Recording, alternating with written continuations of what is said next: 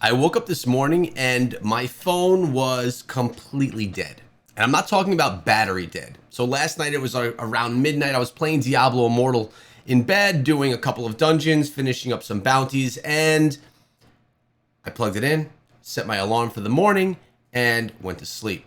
Woke up in the morning, the alarm didn't go off, woke up because my kid woke me, and I go to turn on my phone to do my normal, morning, check your phone, do all that stuff, which actually is not the healthiest thing to do. I don't recommend it. And the phone wouldn't go on. I'm like, oh man, the battery must have died, which is weird because the phone it's an iPhone 14, fairly new. I plugged it in and it didn't respond.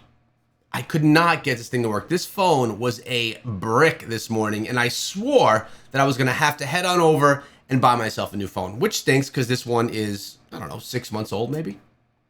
So I have this tool. It's incredible. It's called Google, and I searched up how to hard reset an iPhone 14. It says volume up, volume down, then hold the power button until the Apple symbol comes up. You know what? It worked.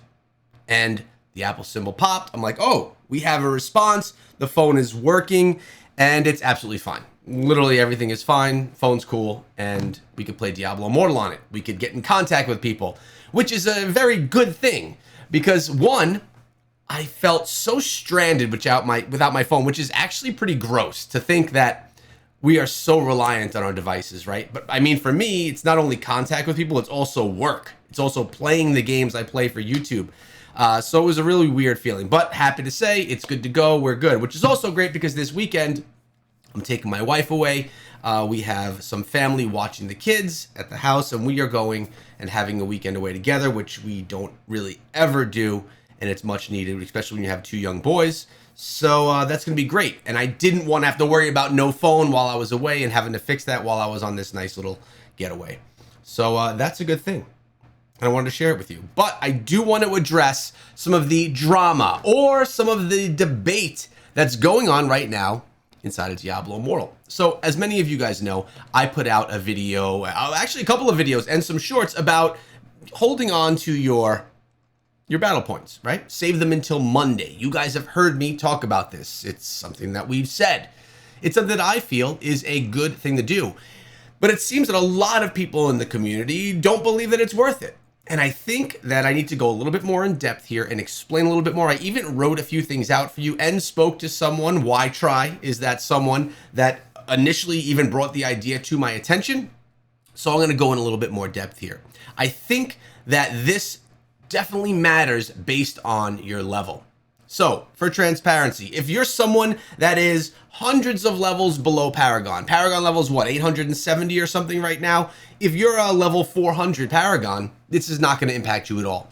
You're going to be getting 1500 experience throughout the week until you get like 200 levels, I think it's about 200, 250 levels towards what the actual Paragon level is, and then your experience will start going back towards a more normal number, slowly but surely. So if you are a new player, if you are way behind in your battle pass progression and and not even your battle pass, if you're way behind in your Paragon level, just claim these. Take the rewards, go through your battle pass, and just get everything. Now, it also is different for people that, even like myself at this point, because if you take a look at me right here, if we go over to my account, you notice I'm level 875, Paragon level is 870, and I'm currently getting 50% of the reward. Now, here's the thing. I'm Paragon 875. A big perk of holding on to your stuff until Monday is not that you're going to be getting an overall massive amount of more experience, but more the ability for you to get gear based on your experience level and that jump and your head start on a Monday. Think of it like this. If I progress through my account throughout the week, save my battle pass points, I'm still going to be progressing my account. Like, I did just collect some because we had a new battle pass on, I believe it was Wednesday. So we had to collect our battle points. I put out a short on it, kind of warning everyone. I tried to give you as much notice as I could when I thought of it. And that's why, as of right now, I don't have as much saved. But because if we didn't, of course, you would have lost them with the new battle pass. I hope that makes sense. But right now, I have essentially my gear is pretty much maxed out, pretty close to it. 1245 is as high as you can go for combat rating on gear in Inferno 1. I'm not going to be going to Inferno 2 until I get to Paragon 890. All right. So for me, waiting for a Monday, I would not be able to take advantage of this. So I'm going to read this to you. All right. If you wait till Monday, it does allow you to store experience. So you're essentially taking all of this experience, 1,000, 1,500, maybe even 2,000 battle points worth of experience and progression on the battle pass.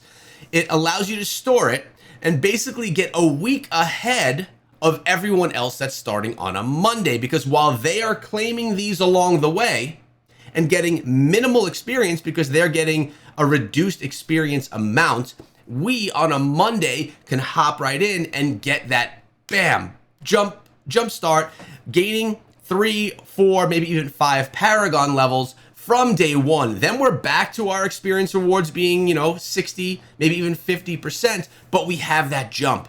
And because your legendary gear drops are based on your level, you're going to have the ability to get better legendary gear more quickly. Now, yes, this is like min-maxing stuff. This is not going to be a massive jump and advantage over everyone else. But for those of you that are highly competitive inside of the game and that want that little bit of an edge, this can be very helpful.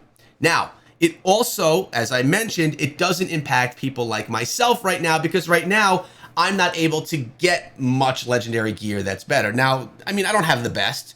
This is max level, 1245 combat rating. I could get something better here if I wanted to. 1245 there, 1221. So this one could be improved as well. Thing about me is I am not I try and do what's best in the game to take advantage of as much as I can with the game, but I don't care if I have a piece of gear that's level 1241 versus 1245. Some players do. Some top tier players that are trying to be the number one care. I don't personally care. I'm not going to be number one. You know why? That's why.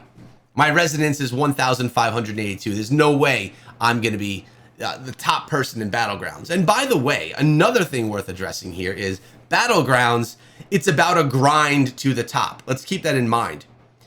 I put out a video about Battlegrounds and the issue with resonance and all that this week. Resonance will help you get to the top, but you still need to grind to get to the top, because it's about how many wins you get and your progression through that. So if you have max resonance and you do 10 matches in a season, you're not going to be in the top of Battlegrounds. You have to grind like everyone else. Assuming everyone is grinding the same amount, the people with the higher resonance will have that bigger advantage. And in addition, people with high resonance typically have that because they want to grind Battlegrounds. So hopefully that makes sense as well. So I hope this kind of cleared things up for the entire claim on Monday. Just because I give a suggestion doesn't mean it's something you have to do. I mean, obviously there are opinions about things and there are facts about things. It's a fact that if you have a higher level than another person, you're able to get better legendary gear. That is a fact. And it is a fact that if you wait until Monday and you get that jump because you're able to gain 4 or 5 Paragon levels while you're still grinding throughout the week.